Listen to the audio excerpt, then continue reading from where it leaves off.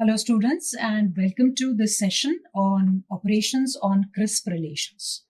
So we have already seen what is a relation between two crisp sets. We have a set, another set, so there are two sets. How the elements of one set are related to the elements of the other set is given by what is known as a relation. So अगर set X में X1, X2, X3 elements हैं, set Y में Y1, Y2, Y3 elements हैं, तो X1 और Y1 आपस में related हैं या नहीं, ये हमारा रिलेशन बताता है.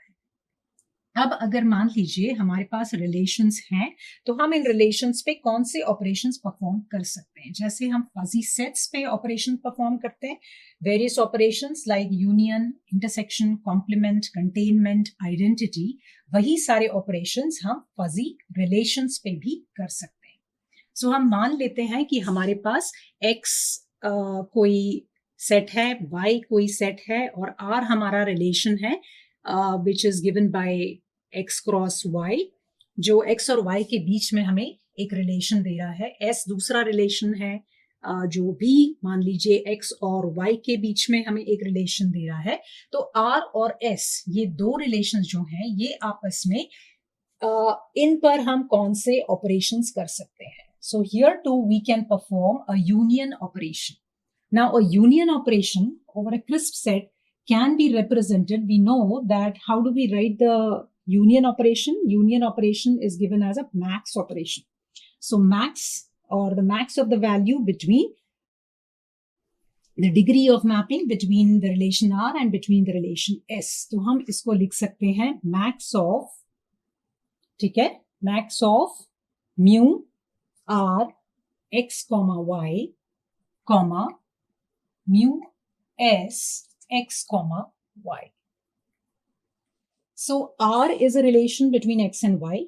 The degree of that relation, अब जब हम क्रिस्प रिलेशन की बात करते हैं तो अनलाइक फजी रिलेशन यहाँ पे डिग्री ऑफ मैपिंग म्यू नहीं होती है, इसलिए हम इसको एक फंक्शन थियोरेटिक अप्रोच के फॉर्म में ऐसा भी लिख सकते हैं कि अगर ये हमारा x degree of mapping represent कर रहा है तो हम इसको x R x y comma x S x y भी बोल सकते हैं.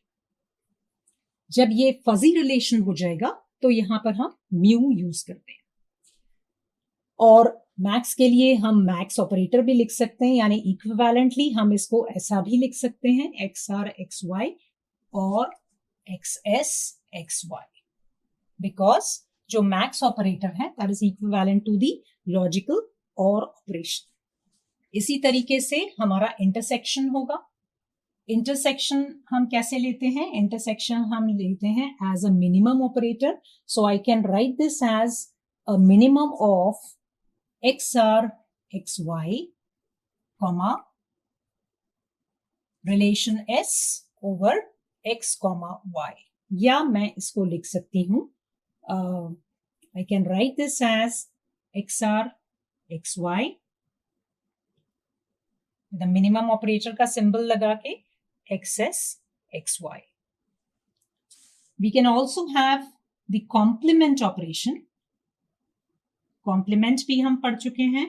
कॉम्प्लीमेंट ऑपरेशन क्या होता है? 1 minus the normal operation. So if I want to compute say R relation का कॉम्प्लीमेंट हमें निकालना है, सो आर का complement will be equal to what? It will be 1 minus जो आर रिलेशनशिप है that will become subtracted from the value of 1, or I can write this as 1 minus xr xy, or this is nothing but the xr xy complement.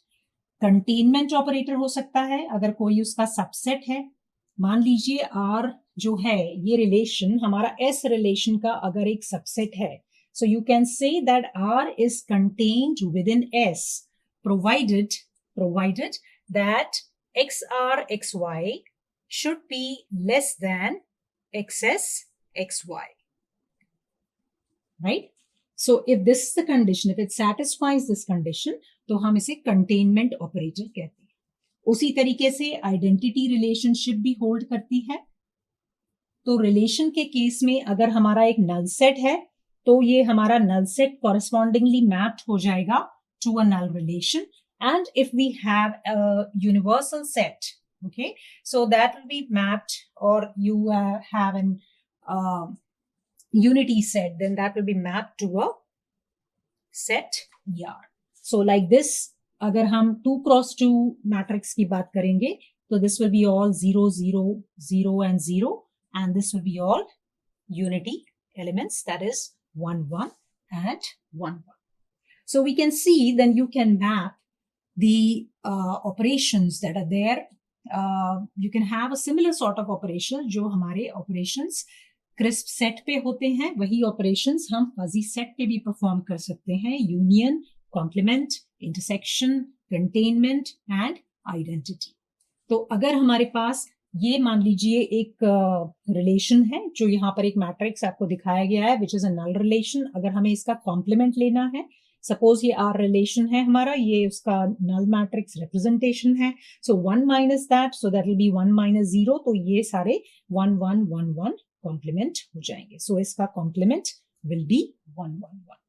उसी तरीके से अगर are का intersection लेना है तो हम लेंगे उसका minimum of the values in that relation. So if suppose I have a relation R which is 0.1, 0.2, 0.3 and 0.4, and I have another relation S which is 0.5, 0.6, 0.3 and 0.2. ठीक है, तो अब अगर हमें R और S का मिनिमम लेना है तो it will be simply, I can write this as XR minimum XS. So क्या हो जाएगा, एलिमेंट बाय एलिमेंट हम इनका मिनिमम देंगे. यानी 0.1 और 0.5 का मिनिमम, 0.1, 0.2 and 0.6 का minimum, 0.2, 0.3 minimum will be 0.3 and 0.4, 0.2 minimum will be 0.2. So इसी तरीके से अगर हमें इसमें मैक्स लेना है तो 0.1 and 0.5, यहाँ पे 1 1 एलिमेंट हमारा 0.5 हो जाएगा. 0.2, 0.6 मैक्सिमा विल बिकम 0.6. इस तरीके से आप मैक्स ऑपरेशन भी निकाल सकते हैं. So what we mean to say is कि जो सारे operations union, complement, intersection, containment, identity, ये हम फजी क्रिस्प सेट्स पे करते हैं, वही ऑपरेशंस हमारे क्रिस्प रिलेशंस पे भी एप्लीकेबल है. रिलेशन क्या है कि x1, x2, x3 हमारे कई सारे एलिमेंट्स होंगे, उनसे और y सेट में या s सेट में हमारे जो y1, y2, y3 एलिमेंट्स हैं, सो उनका जो हम प्रोडक्ट लेते हैं या x क्रॉस y निकालते हैं या x क्रॉस y निकालते हैं या कार्टेशियन प्रोडक्ट निकालते हैं, वो हमारा एक रिलेशन बनाता है. सो ऐसे हमने यहाँ पर 2 रिलेशंस कंसिडर किए और उन रिलेशंस के ऊपर हमने ये ऑपरेशंस देखे, और ये ऑपरेशंस वही सेम ऑपरेशंस हैं जो हम क्लासिकल रिलेशंस या क्रिस्प रिलेशंस पर अप्लाई करते हैं.